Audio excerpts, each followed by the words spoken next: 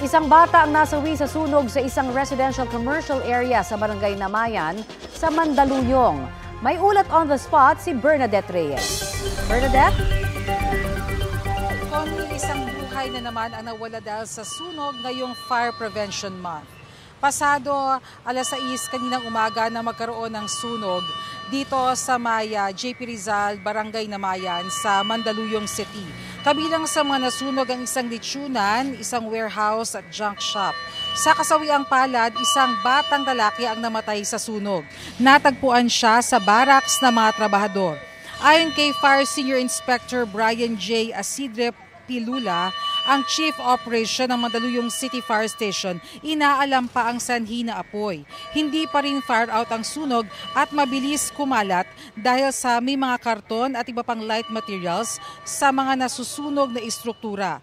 Paalala ng BFP, siguraduhin nasa maayos at pasok sa standards ang electrical connections. Siguraduhin din na huwag pabayaan ang mga niluto at sinaing. Base sa tala ng BFP Mandaluyong, 5 na ang naitalang sunog dito sa lungsod ngayong Fire Prevention Month at ang karaniwang dahilan daw ay may kinalaman sa problema sa electrical connections.